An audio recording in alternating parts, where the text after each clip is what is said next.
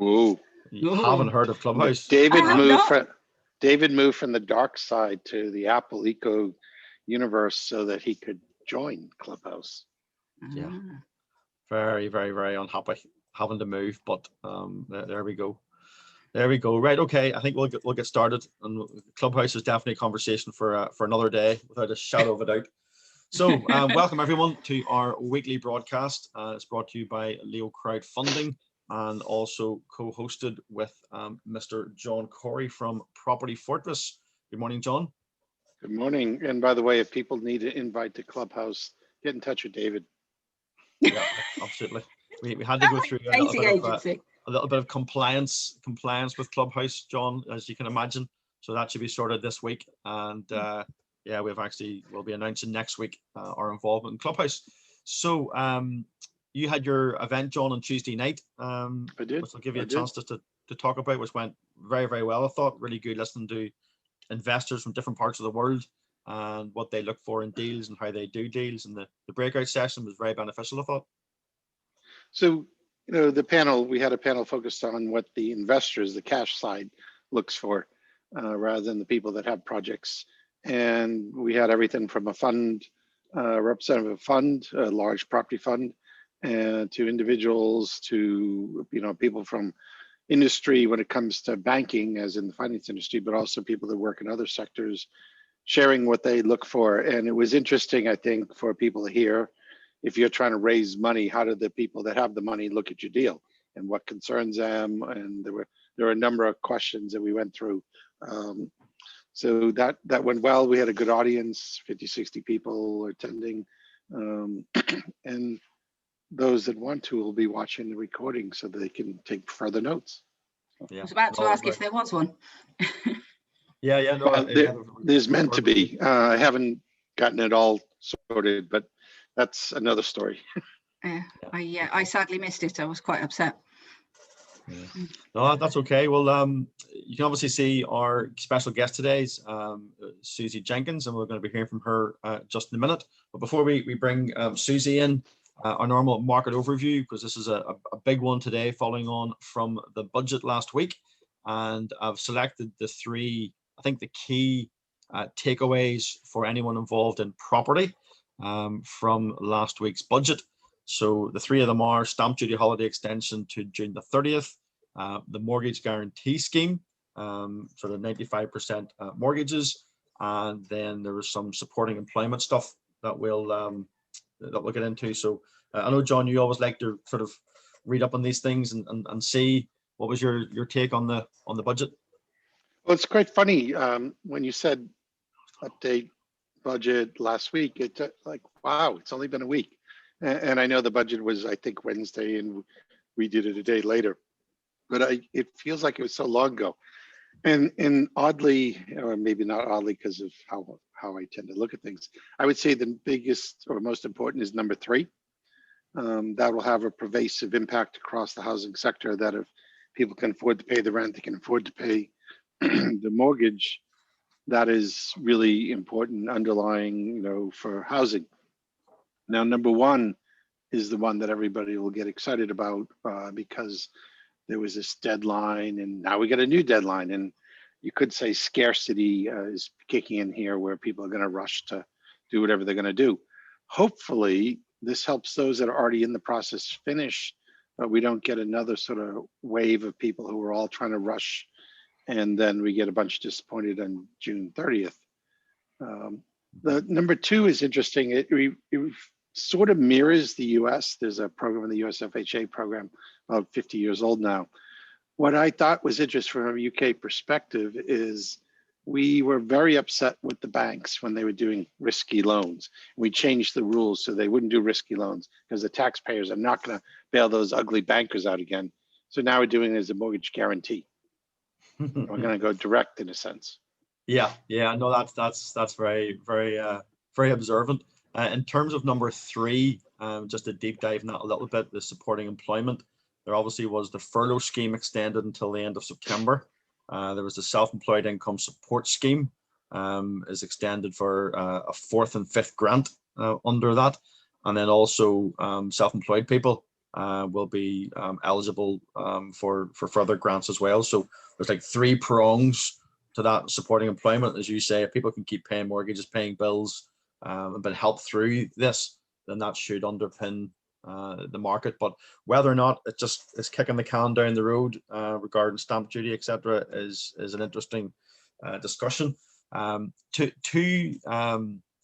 Two quotes, and Suzy, I'll let you jump in at the end of these 2 quotes if you want to add anything before we move on. But Ian McKenzie, CEO of the Guild of Property Professionals, 2021 budget, the Chancellor gave the property market a double shot in the arm with a boost from the stamp duty, holiday extension, and 95% mortgages.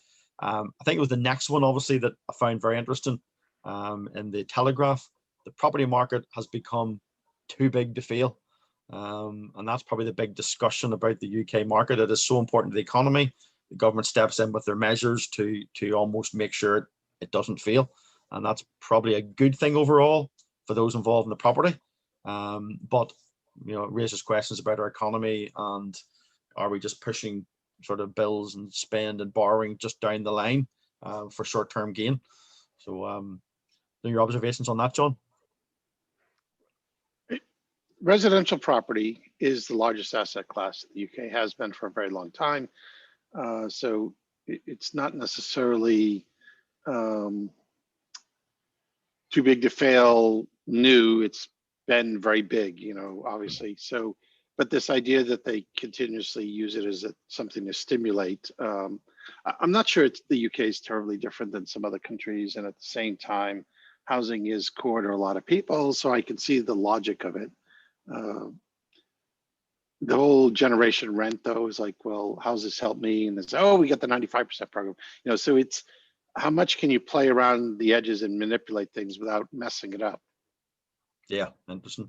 Suzy, have you any sort of take on that? You obviously will hear from you in a minute about your long track record in property, but any observations on the budget or comments about the market? I think it depends what hat I'm wearing. You laugh at me that I say this quite often, but if I am wearing a hat where I've done work for investors in the past trying to build up their portfolio of rentals or HMOs, etc., then the more they do to get people off the rental market is bad for them. But then if I'm building to sell and looking on it from a personal point of view, that I would far rather people own their own houses than rent them, then I like it. Depends what hat I'm wearing. And then as taxpayers, do we like it? Yeah, exactly. Well, there's that. Yeah, then we did go there. And it frightens me that we're tempting fate a little, saying as the property market grows, is it too big to fail? Is tempting fate, isn't it? Yeah. No, interesting observation, and we'll get into some more of your considered views in a few minutes. So I want to draw people's attention to a case study that is on our platform. It's for the Preston Street HMO case study. This is in Brighton. This is by Target 5. So I'm sure regular attendees will remember Tina Wenham and Andy Babayan. They run Target 5. They've done a JV with another partner for a project that's coming up quite soon. Probably mentioning that next week. But it's very similar to this case study. So drawing people's attention, have a look at this case study. You can download the document.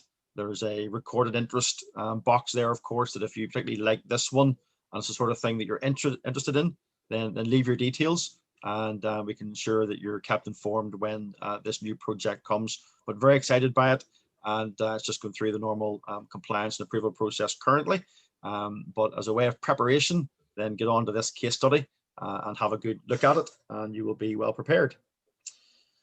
Obviously, what we're always about, learn, earn, own, and part of the learning of these broadcasts and part of the feedback we had from people is they really enjoyed hearing from people. I call it real lives, real people, people who are in the property sort of cold face, not theory, people who are practically actually involved in property. And I'm absolutely delighted today that our special guest is Suzy Jenkins. And Suzy absolutely fits the bill of someone who's been involved in property in a practical way. I'm not going to steal her thunder or let her talk through her interesting journey in property. I'm just thinking, Suzy, I should have actually had a picture with about 5 different hats on the picture to maybe adequately talk about your background. But listen, welcome to the broadcast. Delighted to have you on today. And yeah, to take a few minutes and just explain, who you are, your background, and your journey in property, please. Thank you, David, for the lovely introduction. I'd be a little bit concerned what hats, though. If you spoke to my family, they might have a few suggestions. Originally, although I was brought up by a family of property developers, I was also very, very scientific, which I get from my dad. And that was the career path that I thought I would follow.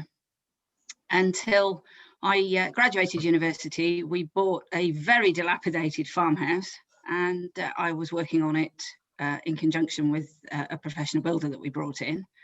And he was having a very bad day one day, pacing around the yard, really upset. So I hauled him in for a piece of cake and a cup of tea, which is one of the things I do. And I said, "Come on, what's the problem?" And it turned out he was having a fairly nasty problem with a client refusing to pay him because she was talking woman speak, he was talking man speak. They were both actually saying the same thing. And he said, "Oh, do me a favor, just talk to her." So I did. And his check was in the post the next day. That shows how long ago it was. And he said to me, "Look, you are very good at that side of it, but you also have talent in the buildings. You want to learn more. Come and work with me."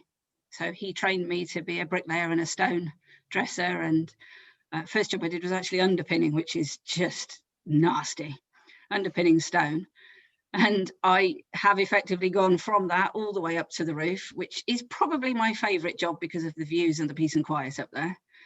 And then, due to starting to work with my mum after my mentor went and died on me, for which I will never forgive him, we started working together, and I took on a lot more of the management responsibility on site because we were doing bigger things for other people that were more important rather than it just being client relationships. We had lenders that we were needing to be involved with, and there's a big learning curve. Things like, what do you have to do by what particular time in order to meet lending milestones? That's a big learning curve that I got into. And then I decided that a bit more commercial experience would probably do me good. So I went out and worked in a more public environment.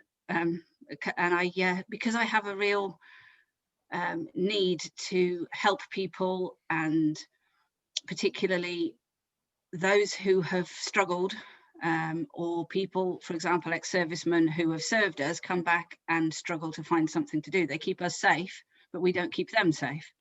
So I was offered the opportunity to run the build of the Floyd's Row homeless shelter in Oxford for Oxford City Council. And I jumped at it, bit their arm off. And it was a fascinating project, but it also really opened my eyes to the other side of the property industry, which is where you're building for local government, which is a completely different area for private investment. Yeah, And okay. Well, we'll maybe get into that in just a second. So that's brilliant. Thank you. That's a really good overview. So I've almost entitled this, or have entitled this, from bricklayer to developer, which is really encompasses your journey. Before we move into the property, though, you mentioned the ex-servicemen being a particular passion of yours, and we've obviously discussed this because I spent a bit of time in the Army Reserve. What was there any particular reason why? Did you have a relative in the military or a friend, or what was it that gave you the, if you like, the passion to help in that space? I have various relatives. My grandfather was the highest ranking non-military officer in the RAMC. So I'm very proud of him. He's no longer with us, sadly. And my father was a reservist. My mother's father spent the war in a very nice place playing with Sunderland's.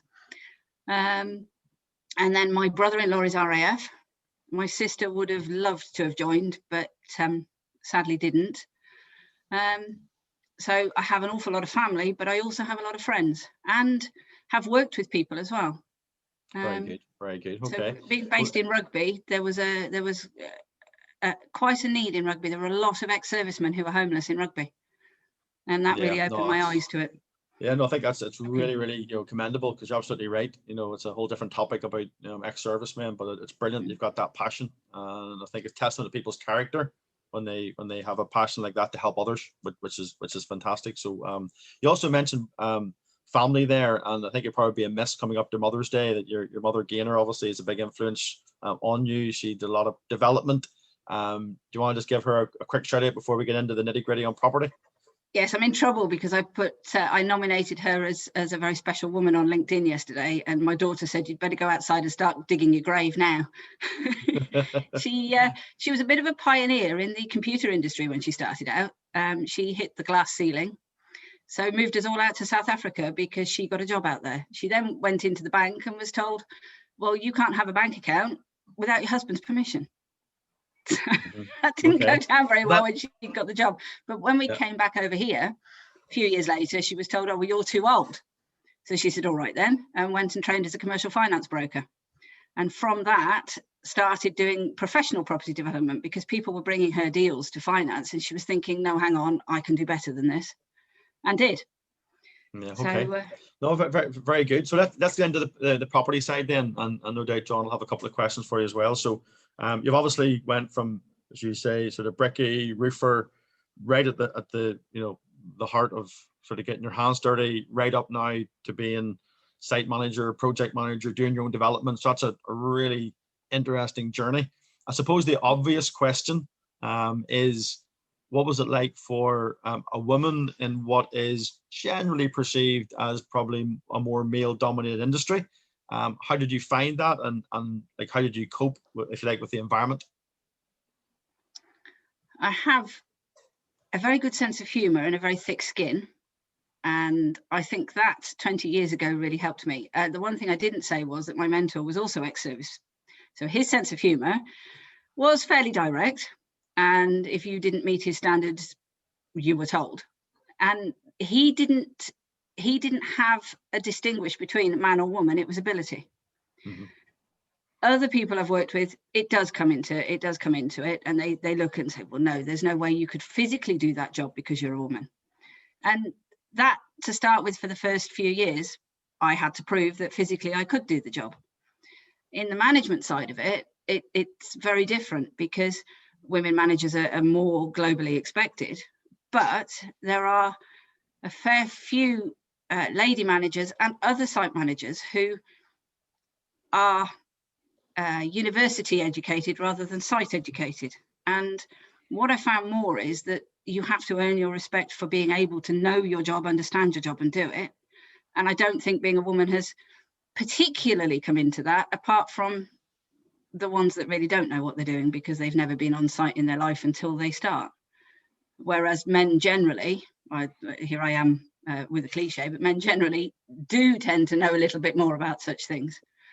But I have had a few sites that would, yes, raise the eyebrows on a less thick-skinned woman. I can imagine. And this was it was what International Women's Day there on, was it Tuesday or Wednesday? So yeah, it's appropriate having you on. John, have you any particular questions? I know you know Suzy. Anything that you can sort of draw out of her before I go on to a couple other questions? I'm gonna not poke about this male-female thing. I think this is just fine the way it is. I would say that I tend to expose myself a lot less on site than the gentlemen I work with. As you say, I can imagine over the years, I can imagine you've had a couple of a couple of experiences, but yeah, that's probably for another day for sure. So in terms of then some of your experiences, give us some of your most favorite projects, your biggest projects and your most favorite ones, just to give the audience an idea of, if you like, the size of some of the projects you've done or the particular skills that you brought to a project. The photograph in the bottom right hand corner, behind that was what had previously been a chicken barn, and somebody had cut the beam out of the corner of it. So it was a beautiful timber frame listed building. And there were two things. It had planning permission on it to replace the Elizabethan windows with plastic PVC. And it was a little bit like that. And between a massive amount of wrangling, you wouldn't believe the trouble with listed buildings to get permission to keep the original windows and fix them rather than replace them with something that was totally wrong. That was a surprisingly difficult battle. And the most rewarding thing was the day that we jacked the building back up straight again and saved it. that will always stay in my memory because it was the first time I'd done it, and it was one of the scariest things I'd ever done.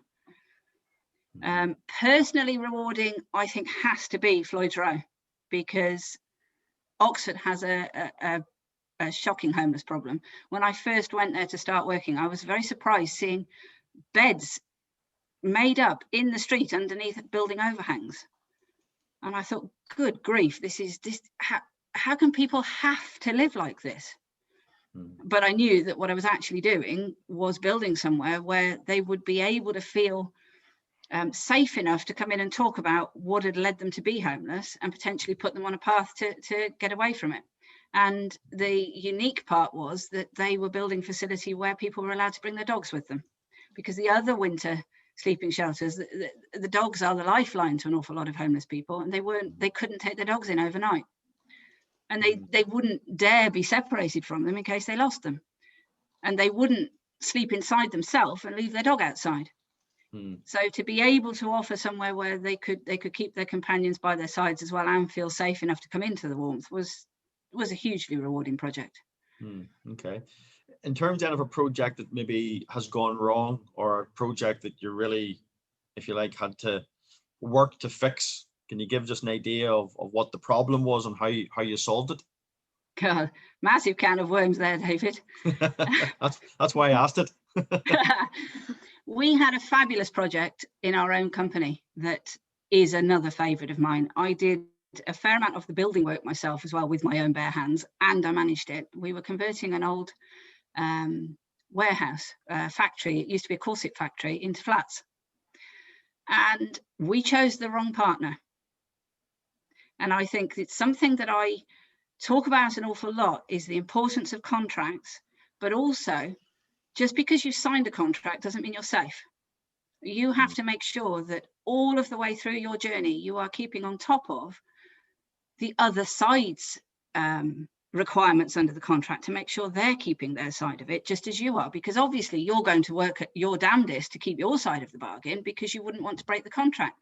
But everybody else isn't necessarily quite as good.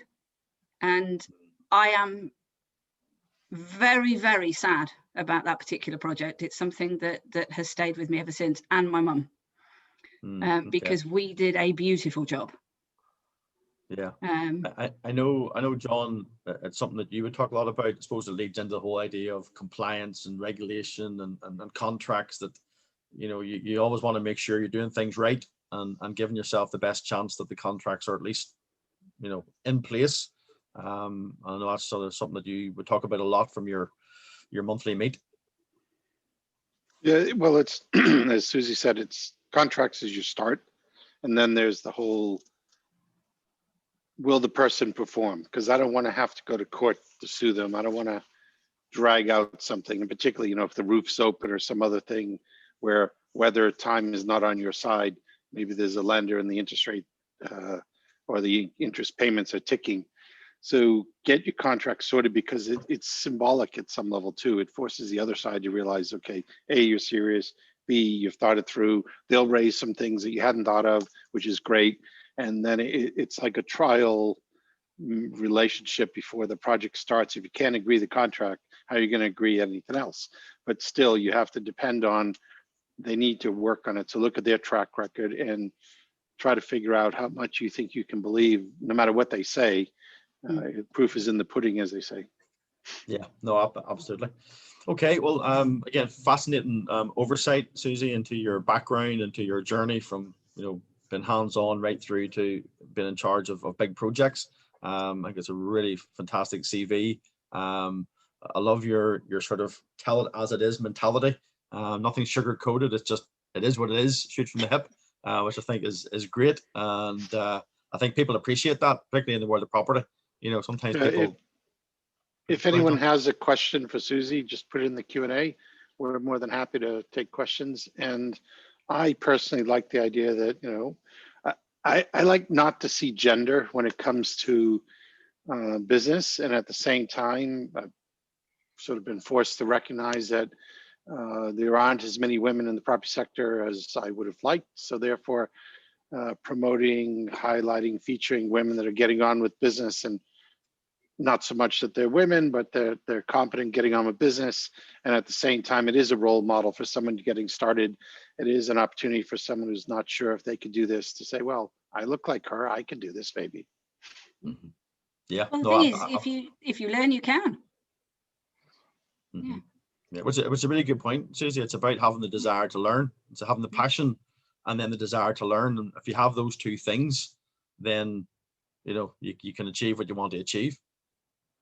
And you're actually proof of that, given the incredible track record you've had in property, which is great. So in terms of then leading into one of the reasons we had Suzy on today was that Suzy and her mother Gaynor are preparing a raise on the platform. This is called the Old Woollen Mill. Picture in the background there. Fascinating building, fascinating story to the local town. In fact, yeah, just explain briefly the location of this. Now, I better say, first of all, this the whole project has not been approved yet as of NATSA promotion. All we're doing today is just really mention a bit about the project. We'll be getting into any great detail on it in that sense. But just in terms of the location, Suzy, and this building and what drew you to the building, can you speak to that for me? I've in my sort of career in development, I've put together an awful lot of project proposals and looked at projects and all sorts. This, I would say, is the most exciting one I've ever found. Well, I didn't find it, my mum did. It used to power the local village North Taunton in Devon with its hydropower, which for starters is fantastic because it was such a long time ago. It then moved to steam. So you think, well, hang on a minute, surely that would be the other way around. But there we go. It was all about wool and packaging and processing wool because Devon and sheep go together. But for me personally, my great-grandfather was a miller. My father's always wanted a watermill. But he obviously thought a little watermill cottage size, not something like this. But with a combination of fabulous listed buildings, it also had planning permission for a modern development around it that, in my opinion, was pretty nasty and very much the same as anything else that the bigger housing companies produce. So not unique and didn't do anything for the actual beauty of the site and those particular buildings. So what we're doing is we've left alone the listed buildings. The submission that's gone in the same as it used to be when it previously had planning permission, because a lot of work went into what could be done inside them. But on the outside, we said, well, has the housing market changed post-COVID? Do people really want to be living in your standard box? Or do they want something that is more sustainable, better built, more ecologically sourced, and a generally nicer place to have to spend long periods of time in? Because will COVID actually go away, or are we going to end up having to sit in our houses for long periods of time still? So we said, well, if we approach the new build sector of it from that position, will we actually do something much nicer for the site, which we are hoping we will. Hence, hence the project. journey. No, really good. So obviously there'll be more about this. Obviously the next week or two. We do have a question, and it's more of a platform question, David. So the slide here says 155, the website says 65. Can you explain how those two numbers are both accurate? Yes, okay. So the maximum raise in the project is 155. However, the minimum raise is 65k. And the explanation for that will be in the offer document. I don't want to get into that. Obviously now I say this is still a coming soon raise, but the information will be in the offer document when it's out. So this will be a planning. So people really get this. On all of the raises on the platform, there can be a minimum that is necessary to get started with the project, and that'll be described in every project. But on the headline, you tend to see the minimum number. You don't see the maximum number. You have to click through to find it. Maybe one day the platform will change and you can see both at once. But right now, minimum raise is what the target is for a deal to go forward, and you can find the details in the actual offer documents. Yeah, absolutely. So this particular raise will be a planning uplift raise. One of the reasons why the projected return is more than a normal development project. But again, that will be revealed in the offer document, so you'll be able to see that. And there may well be further raises down the line in terms of the build phase, but we'll cross our bridge when we come to it. Someone's So a asking, planning uplift project means that people are investing in the planning phase of a larger project. Is that fair? Yes. So effectively, there's a planning application to be put in on this project, sort of a phase 2. So what Suzy and the team are doing is all the fees associated with that will be raised from the crowd. And obviously, if it's successful, then the asset greatly increases in value. And then it moves on to whatever Suzy and her team decide to do in terms of building it out, selling it on. There's various options to them. But the project is specifically paying for the fees of the planning application. And that allows people in this sense to exit. In fact, that's the intention, that the investors will be exited. They will be essentially paid out, however that works.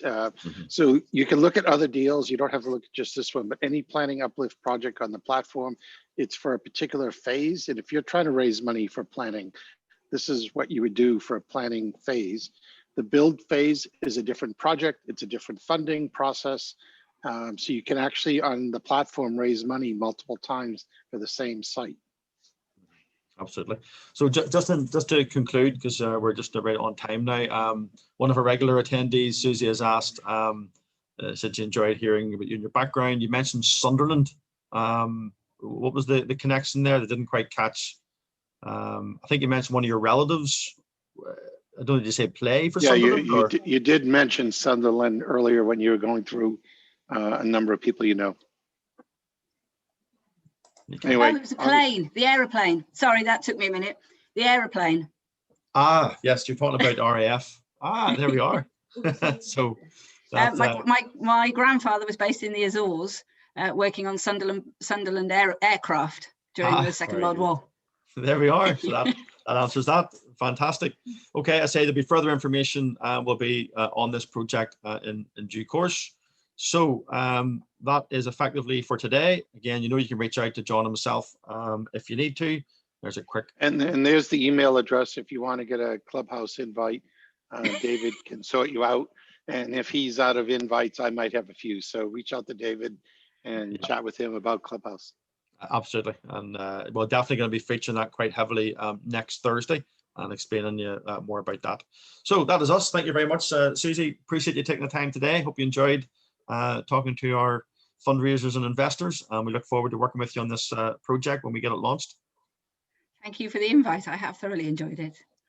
Excellent. And obviously we'll hear more from you on the project webinar and obviously as we move forward to the launch. So John, any last minute comments before we sign off? Just loving this thank you slide. This, it's quite modern. It's like, wow, you guys are upgrading your game. Yeah, Asher, our head of online marketing and social media, he always enjoys playing with colors and making new dynamic slides. So yeah, absolutely.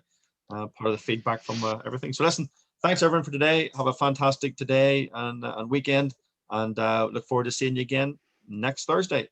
All the best. Good luck, everyone. Bye-bye.